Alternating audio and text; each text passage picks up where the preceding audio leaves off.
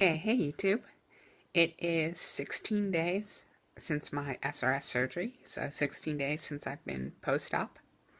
I'm back at home resting in bed right now at my parents' house.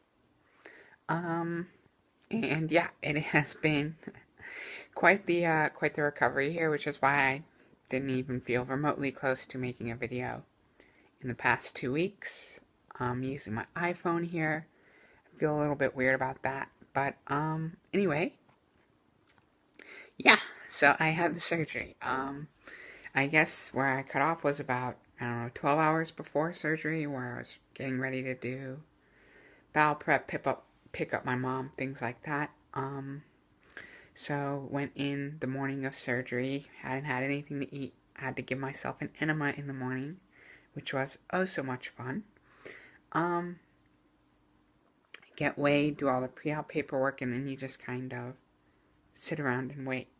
And I know a lot of people complain about getting hungry, but for me at that point, I was just not even having an appetite.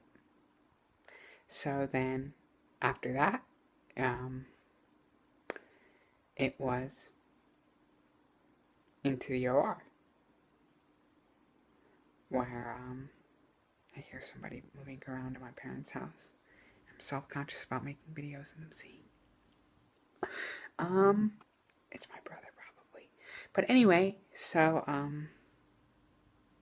just get on the operating table. The anesthesiologist comes over, talks to me, talks about my work because I'm in work in a field that's pretty interesting to him and things like that. Dr. McGinn comes and sees me, then next thing I know, they wheel me into the OR. They tell me that they're basically going to, put the injection in and whatever, and next thing I know, I wake up. Operation's over, and I'm in kind of searing pain. So I have to wave a nurse over, get some painkiller, whatever.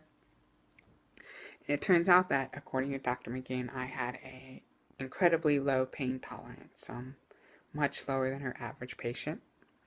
I actually had an arrhythmia on the operating table, so for 8 beats, my heart just kind of went berserk or whatever. First patient that's ever happened to, because typically under the anesthesiology, your body anesthesia, your body doesn't feel it, but I did, and my heart kind of went apeshit. So they put me on a heart monitor for several days afterwards. They give you a morphine drip, and that's kind of really all I remember from those few days is just being in quite a bit of pain, hitting that morphine button every 6 minutes or whenever I could. Um, and then eventually they stopped draining my bags for me and had me start kind of going and emptying my catheter myself to try to retrain my bladder. Start taking me around for short walks, whatever. Get discharged from the hospital, which was quite an experience. So I think probably, I spent about 10 days in the Philadelphia area. For in the hospital Wednesday through Saturday when I got discharged, and then Saturday through Saturday up at Dr. McGinn's guest house. And I think the worst days were probably that first Saturday, because they've taken you off of morphine now for 2 days. You only have Vicodin. All that travel really just pretty taxing.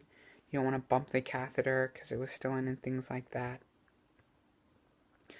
And managed to get up to New Hope. So first appointment on that following Monday. They take out the catheter, the packing, whatever, look at the results.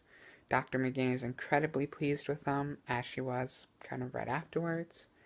Very proud of her work. So I guess that's the trade-off, is that she told me I had some of the best results she's ever seen, but at the same time I also probably went through more pain than most of those patients too. So it's quite a bit of a trade-off. I guess it's worth it in the end because the pain is temporary, as all of my friends were telling me. And then I think by kind of Thursday, I didn't need the Vicodin quite as much. Took some all day on Saturday, though, when we were traveling back home to North Carolina, though. So we had to go return the rental car, wait in the airport, go through security, take a flight, things like that. All of which was somewhat unpleasant. The Vicodin made it much more bearable. and then return back home. It's about an hour from the Raleigh-Durham airport to where my parents live too. But then, Sunday was just kind of recovering from all that travel.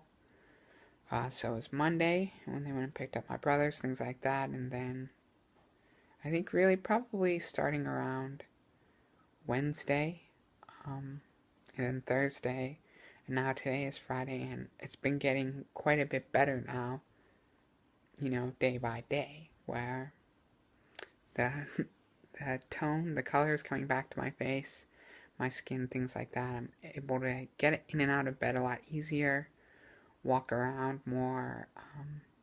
Haven't even needed Vicodin in the past few days. Took it once to help me sleep because I dilated too late, whatever. But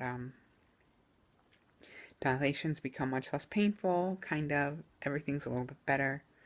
I'm just looking forward to kind of being able to move around like normal eventually. So I'll stay here for about another week and probably fly back to Dallas next weekend and be on my own. And I think at that point I'll be pretty good and have some friends in the area who will be able to help look out for me.